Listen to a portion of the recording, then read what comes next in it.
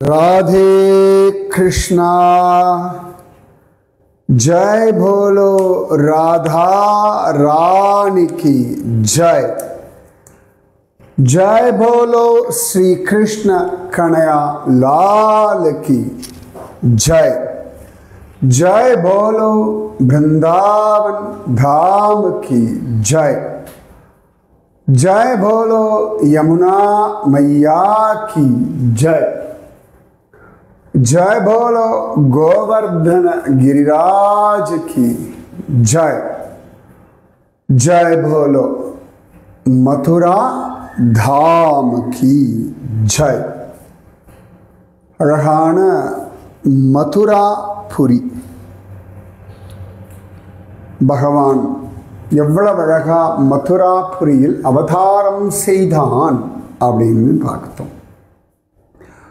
அந்த மதுராவுக்கு எப்படி யோகமாயா வந்தாள் அப்படின்றதையும் பார்த்தோம்.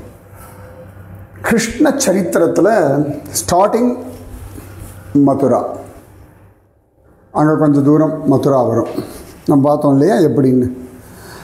அதுக்கப்புறம் ஒரு 11 வருஷம், கிட்டத்தட்ட 11-11.5 வருஷம் பகவான்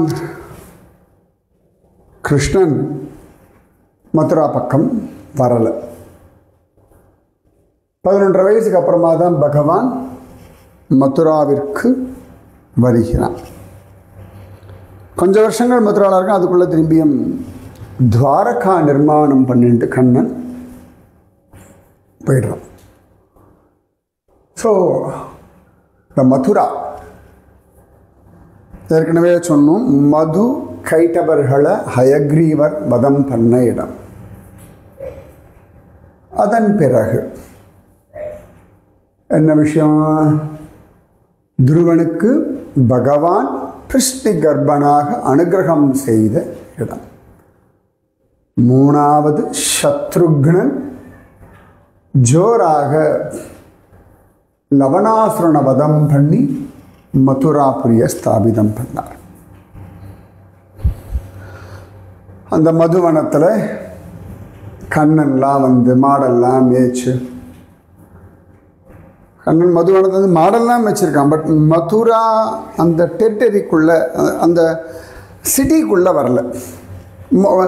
காட்டில் போய் மாடு மேய்க்கிறதுக்கு மாட்டுக்காரர்கள் அலைவார்கள். அது கம்சன் ஒன்றும் சொல்ல மாட்டான். ஏன்னா கரெக்டாக நந்தகோபுர கப்பம் எல்லாம் கட்டிடுவார். கிருஷ்ணன் பிறந்த சமயத்தில் கூட கப்பம் கட்டுவதற்காக அவர் மதுரா போன சமயத்தில் தான் பூதனா வந்தாள் அப்படின்னு பார்த்தோம். அது கிருஷ்ணன் பிறந்து 10 நாளைக்குள்ள கம்சனை பார்க்க நந்தகோபர் வந்தார் அப்படின்னு காண கிடைக்கும். ஸோ இத்தனை விசேஷம் இந்த மதுரா. மதுராவில் எல்லாருக்கும் தெரிஞ்சது கிருஷ்ண ஜன்ம பூமி. ஆல்மோஸ்ட் எல்லாருமே கட்டாயம் பார்த்துருவார்கள் இந்த கிருஷ்ண ஜன்ம பூமியை. ஒரு தடவையாவது கிருஷ்ணன் பிறந்த இடத்த பார்த்துடணும், அந்த இடத்துக்குள்ள நுழையணும் அப்படின்லாம் பலருக்கும் பக்தியும் ஸ்ரத்தையும் ஆசையும் நம்பிக்கையும் ஏக்கமும் உண்டு. பார்க்கலாம், பகவத் சங்கல்பத்தில் நினச்சின்னு இருக்கேன் ரொம்ப நாளாக. பிருந்தாவன் பக்கத்தில் ஒரு சப்தாகம் வச்சுன்னு வச்சுக்கோங்களேன். பெருமை கிருஷ்ணலீலா மட்டும் வச்சுக்கணும். டெய்லி ஒவ்வொரு நாளும் இந்த மதுவனம், மதுரா, கோகுலம், பிருந்தாவனம், கோவர்தனம், இதெல்லாம் ரொம்ப முக்கியமான இடங்கள். அப்புறம் ராதா ராணியுடைய இடங்கள் இதெல்லாம் பார்த்துடணும். பார்ப்போம், பகவத் சங்கல்பத்தில் பகவான் நடத்தி கொடுக்கட்டும் சீக்கிரத்தில்.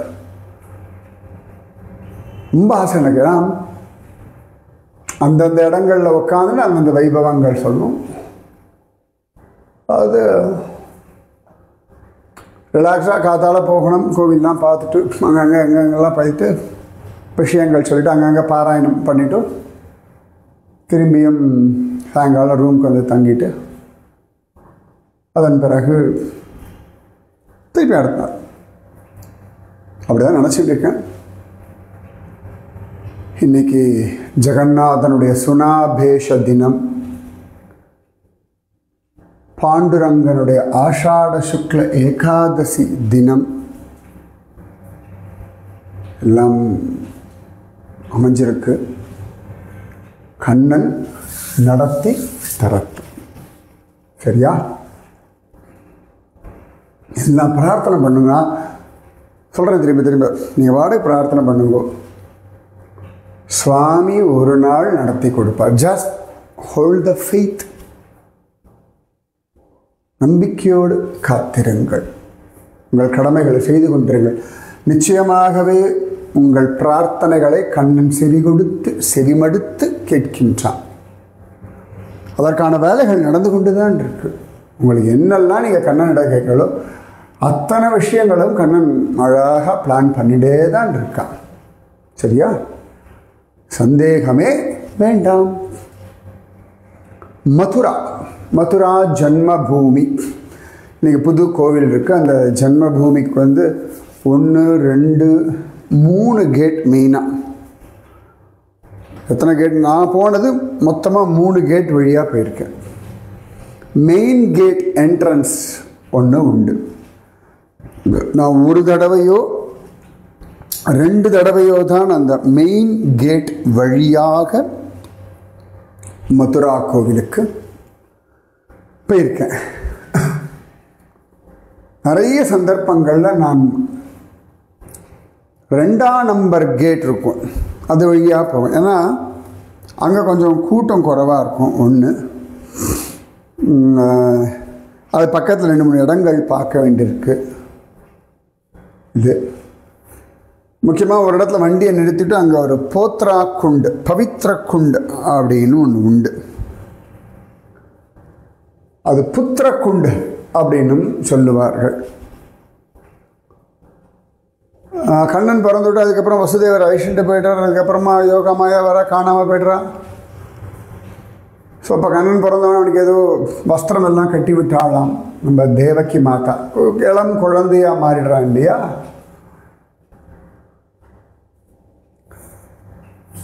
அப்புறம் கண்ணனோட வஸ்திரத்தை அவள் அங்கே போய் தோச்சாள் அப்படின்னு சொல்லுவாள்.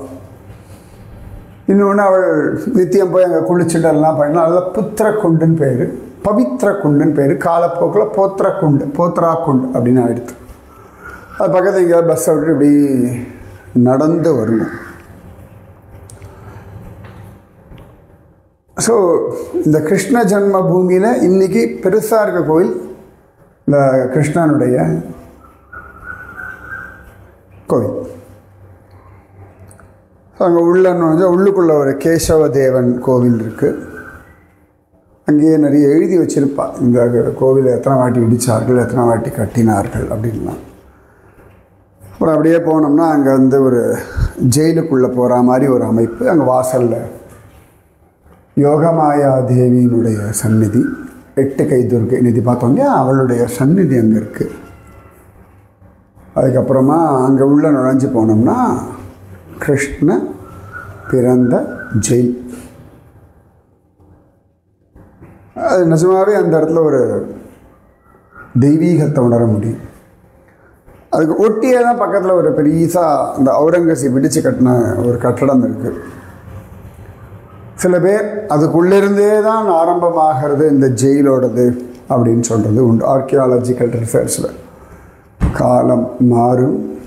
அயோத்தியாவில் ராமர் கோவிலை கட்டினார் போலே இந்த மதுராவில் இருக்கக்கூடிய அவுரங்கசீப் கட்டின அந்த விஷயமும் அகற்றப்படும். காலத்தே எல்லாம் மாறும்.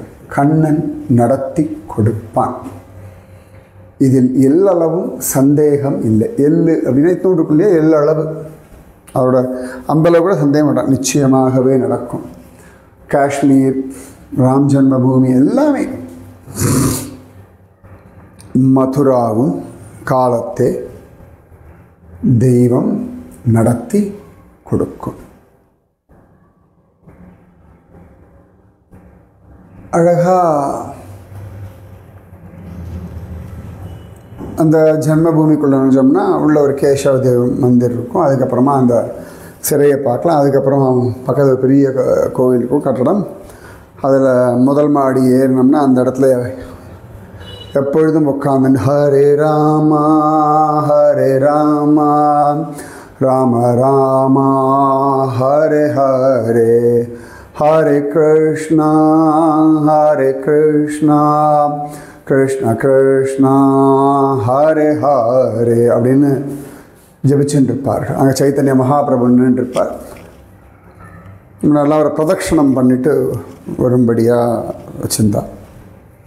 அதுக்கப்புறம் மேலே ஏறோன்னா மேலே ஒரு ராதையும் கண்ணனும் நல்ல ஒசரமான மூர்த்திகள், பளிங்கு கற்களில் சலவை கல்லில் பள்ள பள்ள பள்ள பள்ள பள்ளன்னு ஜொலிப்பா. அங்கே அந்த சன்னதிக்குள்ளே நுழைஞ்சோம்னா பெரிய ஹால். அது ராதையும் அவ்வளோ பெருசாக இருப்பா.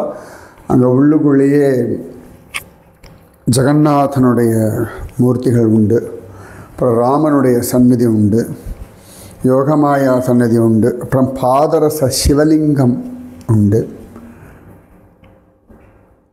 இப்படி எல்லாம் அங்கே உள்ளுக்குள்ளேயே சன்னதி உண்டு. அங்கே சுற்றி வர இந்த சனாதன தர்மத்தினுடைய ஆச்சாரியர்கள், பக்தர்கள், அது ராமானுஜர், சங்கரர், இந்த மாதிரி ஆச்சாரியர்கள், அதுக்கப்புறம் சுகபிரம்ம மகரிஷி, நாரத மகரிஷி, இந்த மாதிரி ரிஷிகள். அதுக்கப்புறம் பின்னாடியே காப்பர் பிளேட்டில் எழுதின அந்த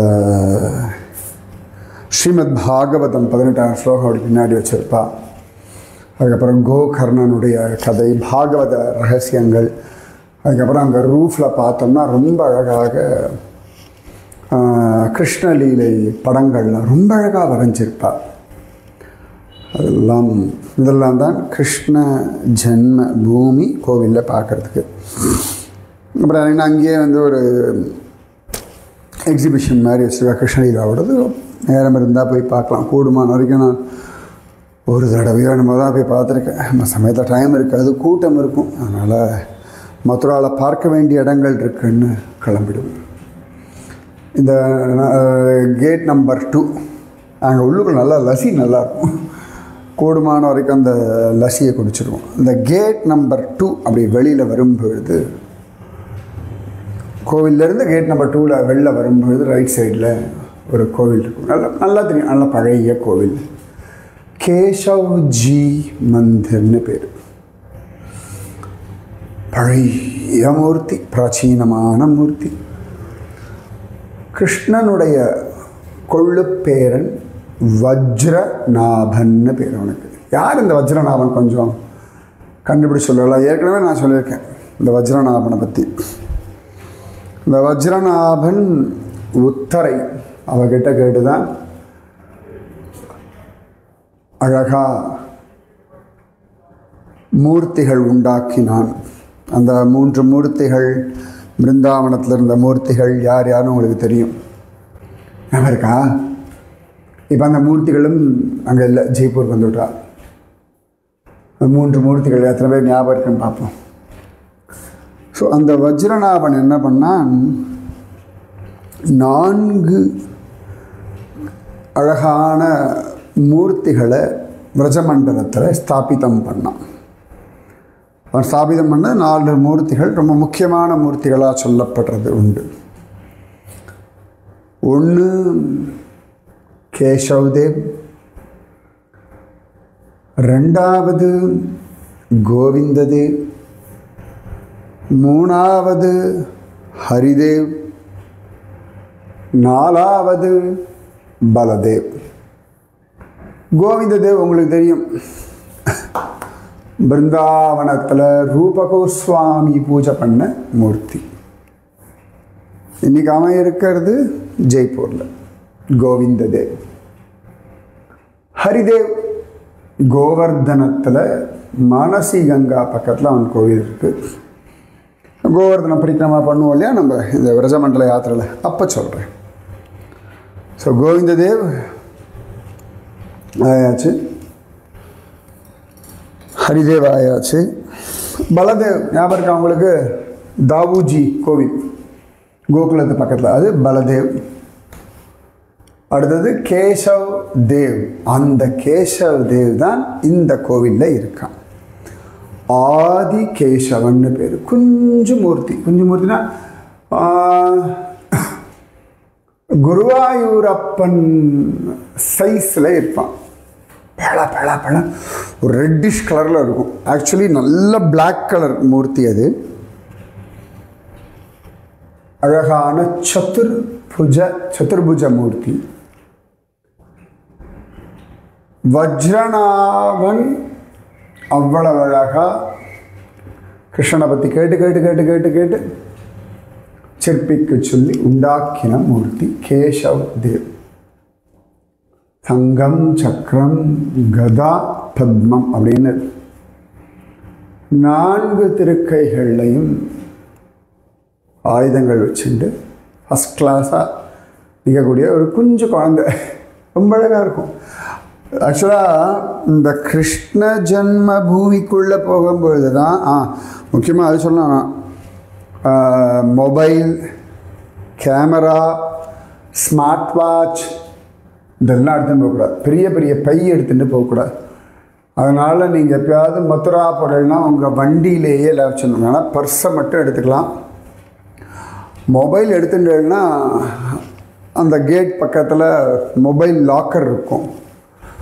அந்த இடத்துல 5 ரூபாவோ 10 ரூபாவோ கொடுத்தா அவள் வச்சுப்பா, டோக்கன் போட்டு கொடுப்பா. அப்புறம் திரும்பி போய் 10 ரூபா கொடுத்தா அந்த மொபைல் கொடுத்துருவா. 10 20 மாறின்னு இருக்கும் வச்சுக்கோங்க. அதனால் கூடுமான வரைக்கும் நாங்கள் எல்லோரும் என்ன பண்ணுவோன்னா வண்டியிலே வச்சுருவோம். நான் மட்டும் என் மொபைல் எடுத்துவேன். நானும் இன்னொருத்தரும் யாராவது. ஏன்னா அது மொபைல் லாக்கரில் கொடுப்போம். ஏன்னா வெளியில் வந்துட்டு டிரைவருக்கு ஃபோன் பண்ணணும் வண்டி எங்கே இருக்குதுன்னு. நாங்கள் இறக்கி விட்டால் கொஞ்சம் தள்ளி முன்ன பின் எடுத்திருப்பார் இல்லையா. ஸோ திருப்பி எங்கே பிக்கப்போ அங்கே வரணுன்றதுக்காக நாங்கள் அதை எடுத்துப்போம். ஸோ கிருஷ்ண ஜென்ம பூமிக்குள்ளே போகும் பொழுது நீங்கள் வேணால் அதை புஸ்தகம் எடுத்துகிட்டு போகலாம், அவ்வளோதான். பகவத்கீதை, பாகவதம் இந்த மாதிரி எதாவது குடிக்கிற தண்ணி கூடுமான வரைக்கும் பெருசாக ஒன்று எடுத்துன்னு போகாமல் இருக்கிறத சொல்லவும் கடகடன் செக் பண்ணிட்டு உள்ளே விட்டுருவா, வந்துடலாம். இல்லாட்டி சில சமயத்தில் பெரிய பேக் விட்டு அது சில பேக் பெருசு நினைப்பாவா, கொண்டு போய் வச்சுட்டு வா, க்ளோக் ரூமில் வச்சுட்டு வாங்குவா. கொஞ்சம் சமயங்கள் ஆகிடும். அதனால் நீங்கள் என்ன பண்ணாலும் யார் கூட போனாலும் சரி அந்த வந்து பார்த்துக்கணும் நீங்கள் நேரம். ஏன்னா உங்கள் ஒருத்தரால் எல்லாருக்கும் நேரம் கெட்டு போயிடப்படாது. சரியா? அந்த கிருஷ்ண ஜென்ம பூமிக்குள்ளேயே நல்ல க்ளீனான வாஷ்ரூம்ஸ் உண்டு. இந்த கேட் 3 பக்கத்தில் இருக்கும். நல்லபடியாக அழகாக எப்பொழுதுமே நாங்கள் எந்த கோவில் கழிச்சு போனாலும் அக்கம் பக்கத்தில் எங்கே வாஷ்ரூம் நல்லா இருக்குன்னு பார்த்துட்டு வயசானவா, லேடிஸ், ஜென்ட்ஸ் எல்லோரும் வரா இல்லையா, அந்த வாஷ்ரூம்ஸும் க்ளீனாக பார்த்துக்கணும். அதெல்லாம் கூடுமான வரைக்கும் சாப்பிட்றதுக்கு உத்தராகண்டோ மதுராவோ எங்கே போனாலுமே நல்ல ஹோட்டல்ஸ் தான் சாப்பிட்றது. ஆனால் வாஷ்ரூம் க்ளீனாக இருக்கும். இல்லாட்டி எங்கே சுலப் சௌச்சாலை பார்ப்போம். இந்த சுலபோட அந்த வாஷ்ரூம்ஸ் இருக்கும், அதில் போயிட்டு வருவோம். அதுவும் அவசியம். அதாவது நான் எப்பொழுதுமே சொல்வேன், ஒரு யாத்திரை போகிறோம் அப்படின்னா தங்குற இடம் க்ளீனாக இருக்கணும். ஹைஃபைன்னு அவசியம் இல்லை, ஆனால் க்ளீனாக இருக்கணும். க்ளீனாக இருக்கணும். மினிமம் இப்போல்லாம் வந்து அதெல்லாம் சொல்கிறது, இப்போ கும்பகோணம் அந்த பக்கம்லாம் போனால் 2000 ரூபா 2000 ரூபா ஆகிடும் ஹோட்டல் ரூம்ஸு. நார்த் ஒவ்வொரு இடத்துக்கு தகுந்த அந்த இடத்தினுடைய டிமாண்டை பொறுத்து 3000 4000 5000 அப்படி. ஆனால் அந்த மாதிரி தான் க்ளீனாக இருக்குது. அது அவள் உங்கள் சௌகரியம் நான் சொல்கிறேன். நான் அதுக்கப்புறமா வந்து அப்பப்போ கரெக்டாக சாப்பிட்றணும். வேலைக்கு கூடுமான வரைக்கும் கரெக்டாக வாஷ்ரூம் அப்பப்போ யூஸ் பண்ணிக்கணும். அதாவது ஈவினிங் 6-7 மணிக்குள்ளே ரூமுக்கு போயிடணும். திருப்பி அடுத்த நாள் காத்தால் முக்கால்வாசி இப்போல்லாம் டிஃபன் சாப்பிட்டு 8 மணி தான் கிளம்புவோம் வச்சுக்கோங்களேன். அந்த மாதிரி இருந்தால் சௌகரியம். ரொம்ப இப்படி போனால் 2 நாள் 3 நாளைக்குள்ள டயர்ட் ஆகிடும், உடம்பு ஹீட் ஆகிடும். ட்ராவல் பண்ணிகிட்டே இருப்போம் இல்லையா. அதனால் அதெல்லாம் பார்த்துக்கணும். இதெல்லாம் நான் யாத்திரை போகும்பொழுது மெயின்டைன் பண்ணக்கூடிய சில விஷயங்கள். அதனால சொல்கிறேன். இந்த கேசவ் தேவ் கோவில் இப்போ வந்து ஜென்மபூமி கோவில்கள் போனால் இவ்வளோ இதெல்லாம் இருக்குன்னு சொன்னேன். கேசவ் தேவ் கோவிலில் ஒரு தடை கிடையாது. நீங்கள் நல்லா மொபைல் எடுத்துகிட்டு போகலாம், வீடியோ எடுக்கலாம். அங்கே யாராவது பாடின்னு இருப்பா, ஆடலாம், பாடலாம், நல்லா நின்று சேவிக்கலாம். கண்டினியூஸாக என்ன கூட்டம் இருந்தால் மட்டும் நிற்க விட மாட்டான். சுற்றி வந்துட்டு சரி நல்லா உள்ளுக்குள்ளே அழகாக பிரதட்சணம் பண்ணலாம். அழகான கேசவதேவ். அந்த கேசவதேவ் சுற்றி வர அப்படி அலங்காரம் பண்ணியிருப்பான். நடுவில் அவனுடைய திருமுக மண்டலம் தெரியும், உடம்புலலாம் எல்லாம் அலங்காரம்லாம் போடுவான். 4 திருக்கைகள், திருவடிகள்லாம் நன்னா தெரியும். இந்த கேசவதேவ மூர்த்தியை சுற்றி ஒரே கல்லினால் ஆன மூர்த்தி, அது ஸ்பெஷல் சாலக்கிராம மூர்த்தி. அவ்வளோ பெரிய சாலக்கிராமத்தில் ஆன மூர்த்தினால பல பல பல பலான்னு இருப்பான். அந்த மூர்த்தியை சுற்றி, அதாவது பகவானுடைய உருவத்தை தாண்டி ஒரு வளவு இருக்கும் இல்லையா மேலே, இந்த திருப்பாச்சின்னு சொல்லுவாள், அந்த மாதிரி திருவாச்சின்னு சொல்லுவாள், அந்த மாதிரி இருக்கும் வளவா. திருப்பாச்சி இல்லை, திருப்பாச்சி ஊர், திருவாச்சியில் எப்படி இருக்கும். அந்த திருவாச்சியில் தசவதார மூர்த்திகள்லாம் சித்திக்கிருப்பா. இப்போ நம்ம புதுசாக ராம்லல்லா பிரதிஷ்டை பண்ணோம் இல்லையா அயோத்தியாவில், அந்த ராமனை சுற்றி அந்த மூர்த்தி மேலே திருவாச்சிலையும் பார்த்தோம்னா அழகாக இந்த தசவதார மூர்த்திகள்லாம் இருப்பா, கீழே பக்தர்கள்லாம் இருப்பா. அந்த மாதிரியே அந்த மூர்த்தியில் உண்டு. அந்த ரூபத்தை, அந்த அந்த முழுசாக இருக்கிற அந்த உருவத்தை பார்க்கணும், அந்த தசவதார ரூபங்கள்லாம் பார்க்கணும்னா அக்ஷய திருதியை அன்றைக்கி மட்டும்தான் அந்த மூர்த்தியை ஃபுல்லாக பார்க்க முடியும். நான் என்கிட்ட ஃபோட்டோ இருக்கேன், நான் இன்றைக்கி அனுப்பிடுறேன், அது பாருங்கள். இல்லை அவ்வளோ அழகாக இருப்பான் அந்த கேசவதேவன். இந்த மூர்த்தி நாங்கள் எப்போதும் அங்கே போய் ஆடி பாடி குதிச்சு எல்லாம் பண்ணிவிட்டு அப்புறமா தான் கிளம்புவோம். இந்த கேசவன் அப்படின்ற வார்த்தைக்கு கேசின்ற அரக்கனை வதம் செய்த கண்ணன், கேசவன்னு திருநாமம். ஆதி கேசவன் சொல்கிறோம் இல்லையா, திருவட்டாறு ஆதி கேசவன். கண்ணனுக்கு கேசவன்ற திருநாமம் அவ்வளோ பிடிக்குமா. கோபிகள் கிருஷ்ணா கேசவா அப்படின்னு கூப்பிடுவாளாம். ஏன்னு கேட்டால் இன்னொரு அர்த்தம் என்னன்னா, நல்ல சுருளான கேசம் உடையவனா கண்ணன், அந்த முடிய அம்பிட்டு அழகு, அதனாலே கேசவன். இன்னொரு இடத்துல ஒரு இதில் காண கிடைக்கிறது, க இதி பிரம்மணோ நாம ஈசோகம் சர்வதேஹினாம். க அப்படின்ற அக்ஷரம் பிரம்மதேவனை குறிக்கும்.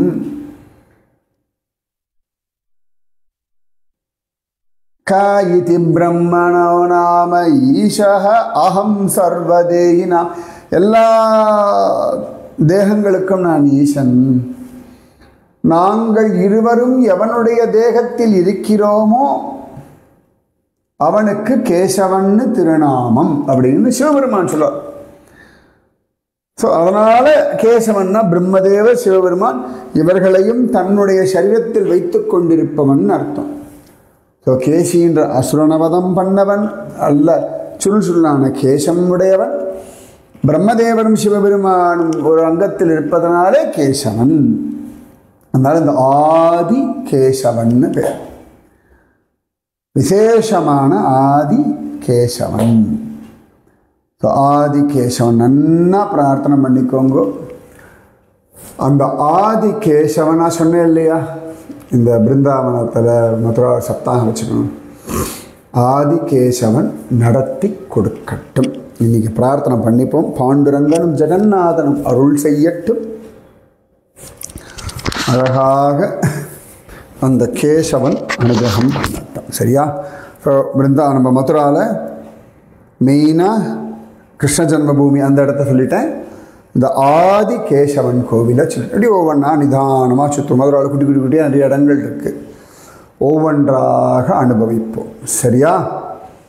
ராதே கிருஷ்ணா, ராதே கிருஷ்ணா, கிருஷ்ணா ராதே, ராதே கிருஷ்ணா, கிருஷ்ணா ராதே, ராதே கிருஷ்ணா, கிருஷ்ணா ராதே, ராதே கிருஷ்ணா, கிருஷ்ணா ராதே. जय भोलो राधा रानी की जय, जय भोलो श्री कृष्ण कन्हैया लाल की जय, जय भोलो वृंदावन धाम की जय, जय भोलो यमुना मैया की जय, भोलो गोवर्धन गिरिराज की जय, जय भोलो मथुरा धाम की जय, ஜெய் போல ஆதி கேசவ தேவ கி ஜெய்.